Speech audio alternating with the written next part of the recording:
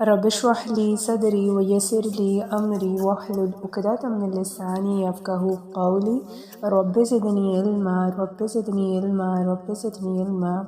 السلام علیکم ورحمۃ اللہ وبرکاتہ۔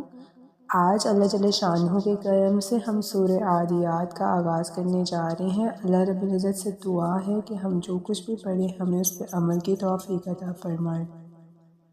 سورہ عادیات۔ سورہ عادیات کا تعارف۔ مقام نزول۔ سورہ عادیات حضرت عبداللہ بن مسعود رضی اللہ تعالی عنہ کے قول کے مطابق مکی ہے اور حضرت عبداللہ بن عباس رضی اللہ تعالی عنہما کے قول کے مطابق مدنی ہے۔ رکوع اور آیات کی تعداد۔ اس صورت میں 1 رکوع اور 11 آیتیں ہیں۔ عادیات نام رکھنے کی وجہ۔ مجاہدین کے ان گھوڑوں کو عادیات کہتے ہیں جنہیں وہ دشمن کا پیچھا کرنے کے لیے تیزی سے دوڑاتے ہیں۔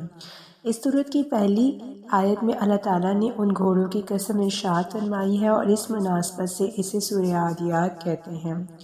سورہ عادیات کے مضامین۔ اس سورت کا مرکزی مضمون یہ ہے کہ اس میں انسان کے ناشکرہ ہونے کو بیان کیا گیا ہے اور اس سورت میں یہ مضامین بیان ہوئے ہیں۔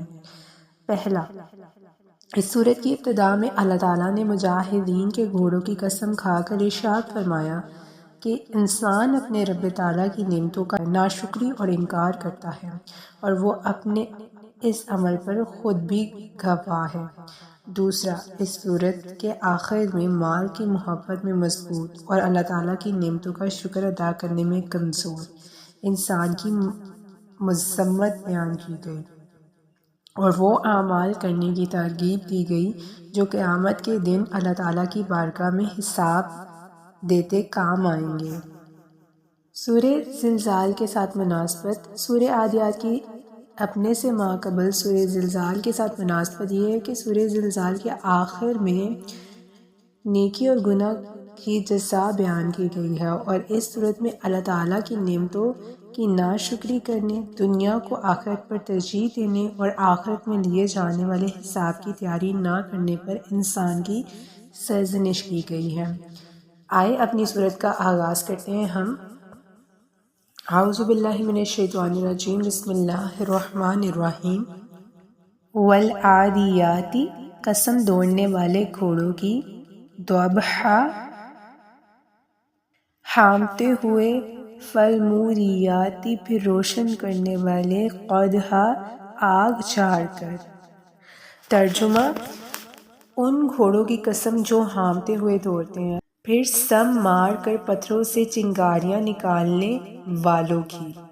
والعادیات ضبحا، ان گھوڑوں کی قسم جو ہانپتے ہوئے دوڑتے ہیں۔ اس آیت میں جن گھوڑوں کی قسم ارشاد فرمائی گئی ہے ان سے مراد غازیوں کے گھوڑے ہیں جو جہاد میں دوڑتے ہیں تو ان کے سینوں سے آوازیں نکلتی ہیں۔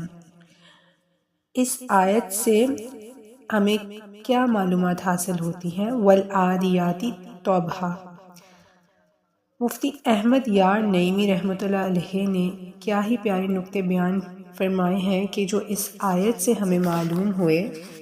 پہلا یہ کہ غازیوں کی شان بہت اعلیٰ ہے، اللہ تعالیٰ نے ان کے گھوڑوں کی قسم ارشاد فرمائی۔ دوسرا یہ کہ جب غازی کے گھوڑے نے اپنی پشت پر غازی کو لیا تو اس کے گھوڑے کی شان اونچی ہو گئی۔ تو جب حضرت ابوبکر صدیق رضی اللہ تعالی عنہ نے ہجرت کی رات نبی صلی اللہ علیہ وآلہ وسلم کو اپنے کندھے پر لیا، حضرت علی المرتضیٰ کرم اللہ وجہہ الکریم نے حضور پر نور صلی اللہ علیہ وآلہ وسلم کو صحبہ کے مقام پر اپنے زانوں پر سلایا اور حضرت عائشہ صدیقہ رضی اللہ تعالی عنہ نے نبی صلی اللہ علیہ وآلہ وسلم کے وصال کے وقت آپ صلی اللہ علیہ وآلہ وسلم کا سر مبارک اپنے سینے پر لیا، بلکہ وہ آمنہ خاتون اور حلیمہ دائی جنہوں نے آپ صلی اللہ علیہ وآلہ وسلم کو اپنی گودوں میں کھلایا، ان کی کیا شان ہوگی۔ تیسرا یہ کہ جب غازی کے گھوڑے کی سانس برکت والی ہے کہ اس کی قسم ارشاد فرمائی تو ذاکر کی سانس بھی برکت والی ہے جس سے شفا ہوتی ہے۔ فالموریات قدحا، پھر سم مار کر پتھروں سے چنگاریاں نکالنے والوں کی۔ حضرت عبداللہ بن عباس رضی اللہ تعالی عنہما فرماتے ہیں اس سے مراد وہ گھوڑے ہیں جو پتھریلی زمین پر چلتے ہیں ان کے سوموں کی رگڑ سے آگ کی چنگاریاں نکلتی ہیں۔ اگلی آیت دیکھتے ہیں ہم۔ فالمغیراتی پھر لوٹ ڈالنے والے صبح کو، فأثرنا پھر اٹھائیں بھی اس میں نقعا گرد، فوسطنا پھر بیچ میں گھسیں بھی اس وقت جمع فوج میں۔ ترجمہ: پھر صبح کے وقت غارت کر دینے والوں کی، پھر اس وقت غبار اڑتے ہیں، پھر اسی وقت دشمن کے لشکر میں گھس جاتے ہیں۔ فالمغیراتی صبحا پھر صبح کے وقت غارت کر دینے والوں کی۔ اس آیت اور اس کے بعد والی 2 آیات کا خلاصہ یہ ہے کہ ان گھوڑوں کی قسم جو صبح کے وقت اسلام کے دشمنوں پر حملہ کر دیتے ہیں، پھر اس وقت دوڑتے ہوئے غبار اڑاتے ہیں، پھر اس وقت دشمن کے لشکر میں بے خوف گھس جاتے ہیں۔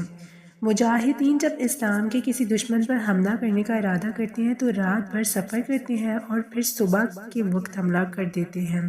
اس کا فائدہ یہ ہوتا ہے کہ رات کے وقت اندھیرے میں ہونے کی وجہ سے وہ دکھائی نہیں دیتے تھے۔ جس وقت وہ حملہ کرتے اس وقت لوگ غافل اور جنگ کے لیے تیار نہیں ہوتے تھے۔ سورہ عادیات کی آیت نمبر 3 سے 5 سے ہمیں کیا معلوم ہوا؟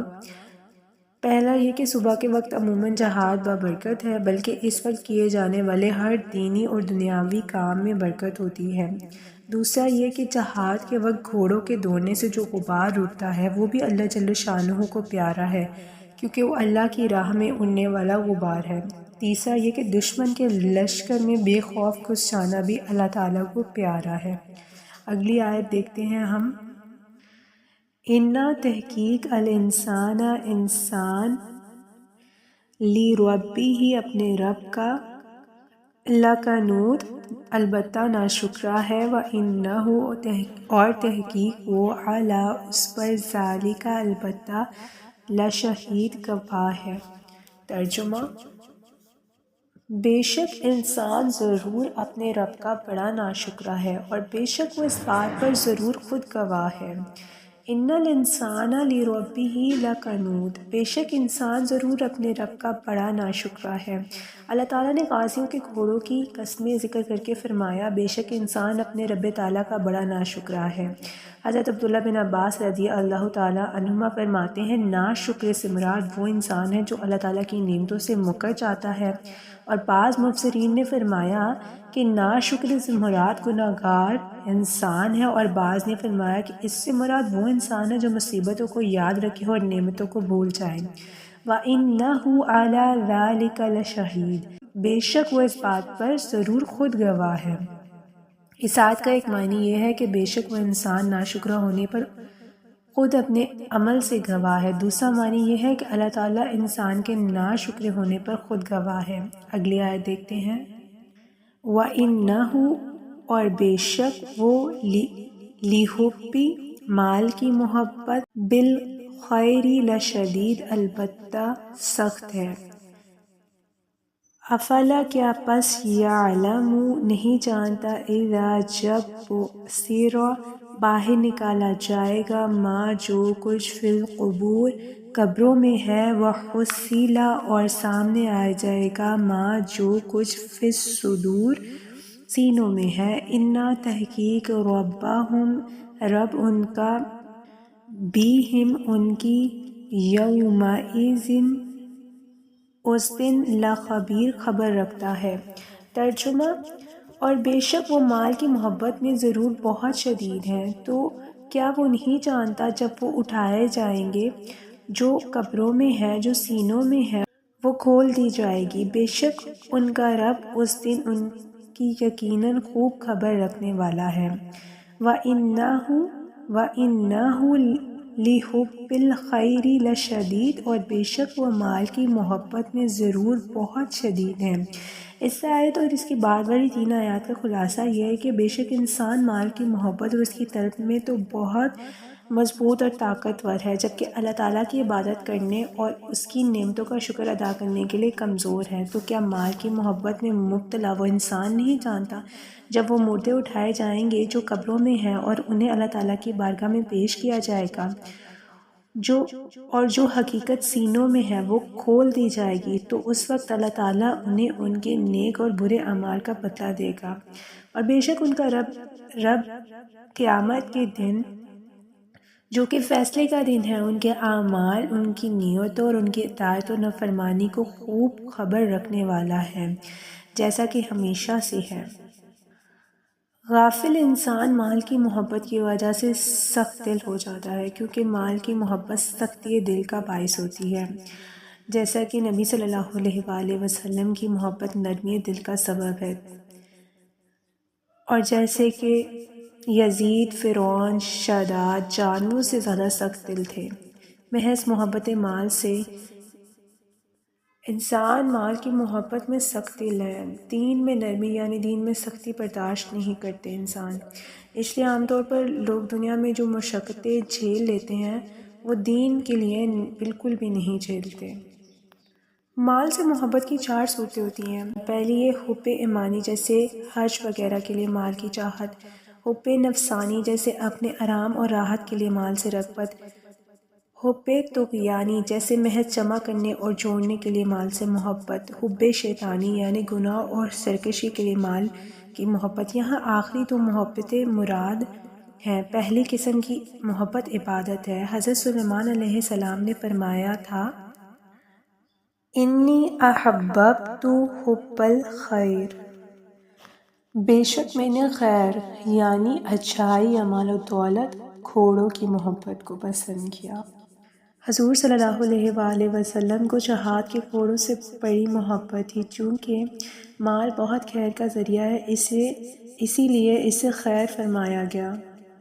یہاں پہ ہماری صورت کا اختتام ہوا۔ اس صورت میں سے ہم نے کیا سیکھا؟ اس صورت میں اللہ تعالیٰ نے جنگ کے گھوڑوں کی مثال دے کر انسان کی ناشکری اور دنیا سے محبت کو بیان کیا ہے۔ جیسے گھوڑے اپنے مالک کے لیے پوری وفاداری اور جوش سے دوڑتے ہیں، ویسے انسان کو بھی اپنے رب کے لیے وفادار اور کوشش کرنے والا ہونا چاہیے، لیکن اکثر لوگ اپنے رب کی نعمتوں کے باوجود ناشکری کرتے ہیں اور مال و دولت کے پیچھے لگ جاتے ہیں۔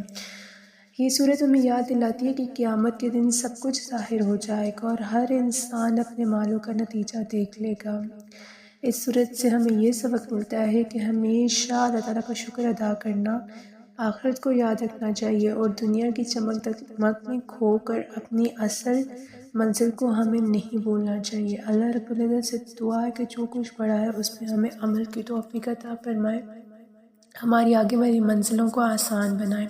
سبحانک اللہم و بحمدک، اشہد ان لا الہ الا انت، استغفرک و اتوب الیک۔